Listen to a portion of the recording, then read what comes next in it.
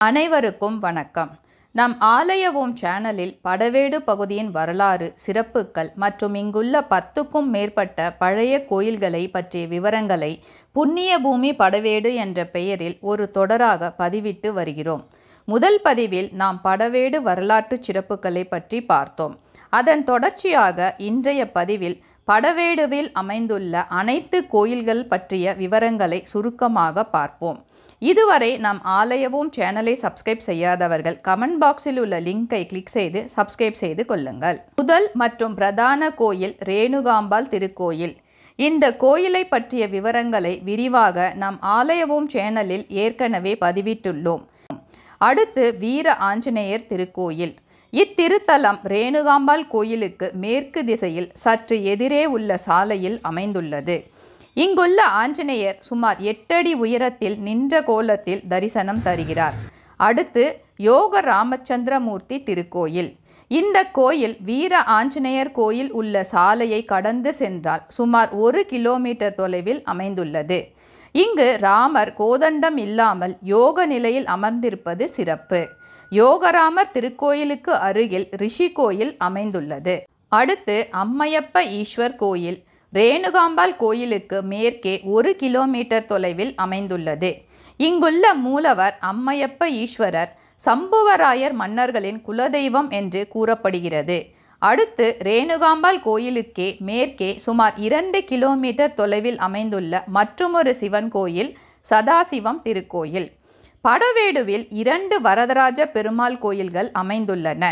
பெரியகோட்டை வரதர் கோயில் தற்போது புதுப்பித்து கட்டப்பட்டுள்ளது.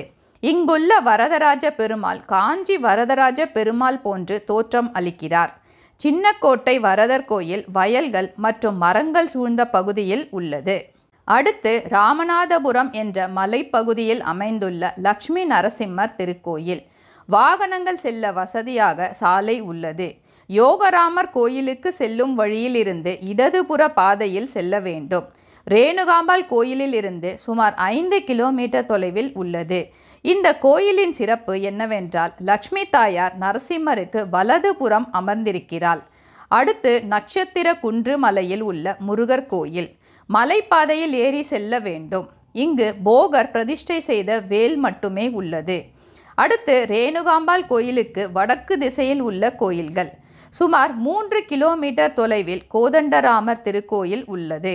இந்த கோயிலுக்கு அருகில் கைலாச விநாயகர் திருக்கோயில் உள்ளது. இங்கு கைலாச விநாயகர் சுமார் 5 அடி உயர திருவுருவத்தில் காட்சியளிக்கிறார். கைலாச விநாயகர் கோயில் அருகில் கைலாச பாறை என்ற சிறிய குன்றின் மீது கைலாசநாதர் கோயில் முற்றிலும் சேதமடைந்து காணப்படுகிறது. இங்கு தினசரி பூஜைகள் எதுவும் நடைபெறவில்லை என்று கூறுகிறார்கள். ரேணுகாம்பாள் கோயிலின் தெற்கு பகுதியில் மலை உச்சியில் வள்ளி தெய்வானை சமேத சுப்பிரமணிய சுவாமி திருக்கோயில் அமைந்துள்ளது.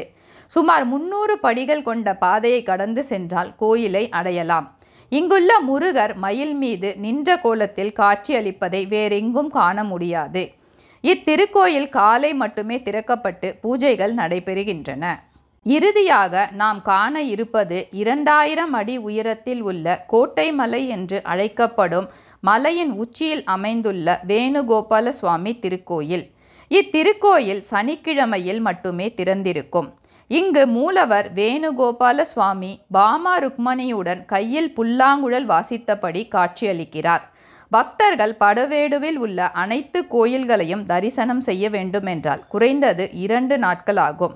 படவேடுவில் சிறிய தங்கும் விடுதி வசதிகள் உள்ளன. படவேடுவிற்கு எப்படி செல்வது? சென்னையிலிருந்து சுமார் 160 கிலோமீட்டர் தூரத்தில் திருவண்ணாமலை மாவட்டத்தில் படவேடு கிராமத்தில் ஏகே படவேடு அதாவது அம்மன் கோயில் படவேடு என்ற பகுதியில் ரேணுகாம்பாள் திருக்கோயில் அமைந்துள்ளது. ஆரணியில் இருந்து 20 கிலோமீட்டர், திருவண்ணாமலை பேருந்து நிலையத்திலிருந்து 56 கிலோமீட்டர், வேலூரிலிருந்து 35 கிலோமீட்டர் தொலைவில் படவேடு உள்ளது. மற்ற அனைத்து கோயில்களும் இங்கிருந்து சுமார் 3 கிலோமீட்டர் தொலைவிற்குள் அமைந்துள்ளன. நாம் அடுத்த பதிவில் யோக ராமச்சந்திரமூர்த்தி திருக்கோயிலை பற்றி பார்ப்போம். நன்றி, வணக்கம்.